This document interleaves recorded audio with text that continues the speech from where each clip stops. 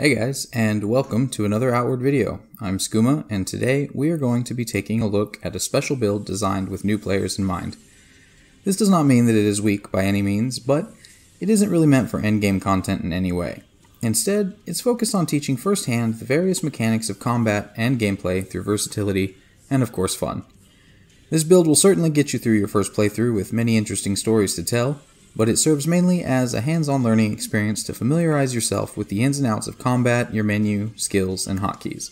I suggest following my channel to be notified when I post some of my other guides for more optimized endgame builds. With that being said, let's get started after this quick combat showcase.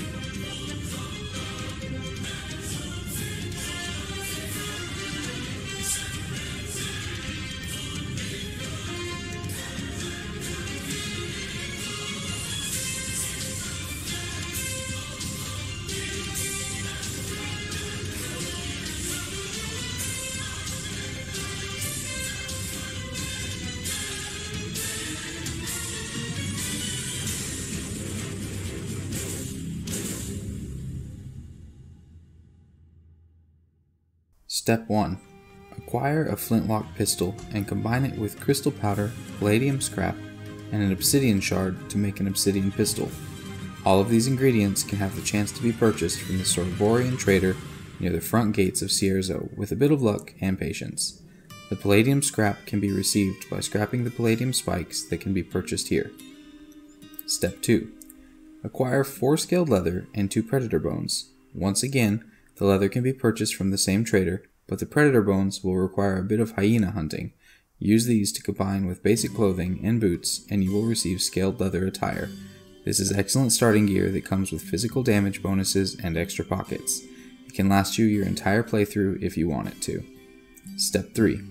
Speak with the Kazite Spellblade trainer and learn fitness, steady arm, and shield bash. Step 4. Find your way into the Conflux Chambers and channel 10 health and stamina for 2 points of mana. After receiving mana for the first time, you will learn the Spark spell, and will also have the option to learn Reveal Soul or Fire Sigil. Choose either, as you will be taking both eventually. Finally, speak with the Second Watcher to learn the Cool Boon. Step 5. Find the Immaculate's Cave and ask for Power to learn the Possessed Boon. This is essential for a skill we will be taking later on. Step 6. Make your way through Ghost Pass near the Immaculate's Cave to find the Cabal Hermit, and learn from him Call to Elements, Weather Tolerance, and Reveal Souls, if you chose Fire Sigil in the Conflux Chamber. Step 7. Speak with the hunting trainer near the front gates of Berg to learn Enrage. Then, head up the stairs and train with the Rune Sage, learning all 4 runes, Well of Mana, Arcane Syntax, and Internalized Lexicon.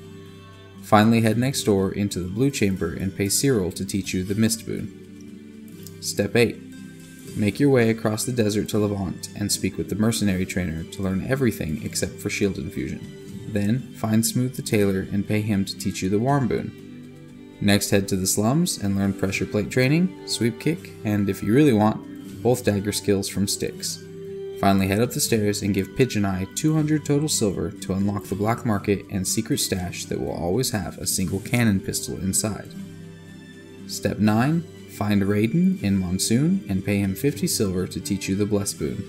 Learn Slow Metabolism, Focus, and Brace from the Warrior Monk, and then Mana Ward, Sigil of Fire, if you do not already have it, Leyline Connection, and Fire Affinity from the Philosopher. This will help to increase the damage from your obsidian pistol even further. There you have it. I know it's a lot, but the idea here is to just play at your own pace and pick up the skills as you go, allowing you to get familiar with your abilities and the different playstyles without having to worry that you are making a mistake somewhere along the way. The beauty of this build is that there is certainly room for adjustment, and if you have a favorite weapon or other piece of gear, you can easily slot it in anywhere. I mentioned earlier that the scaled leather could carry you through your entire playthrough, and I meant it. But if you choose to join the Heroic Kingdom faction, you will get the Zagus chest piece after completing your main quest. This is what you saw in the combat showcase and what I'm wearing here, and I highly recommend it as an upgrade as it comes with the same damage bonus.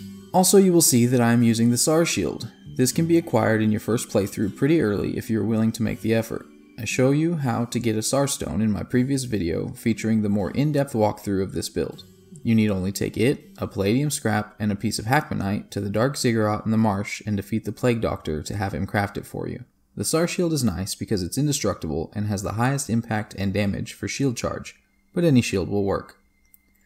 Next, let's discuss the rest of our arsenal, starting with my favorite, the guns. In the combat I was using a Chimera pistol, but this is more of an endgame goal and not something you need to worry too much about for quite a while, though I do definitely recommend picking one up at some point. I showed you how to craft the obsidian pistol, but don't worry if you can't get the materials or silver together early on. For the first area, a regular flintlock or two will be just fine, and you can have something to shoot for.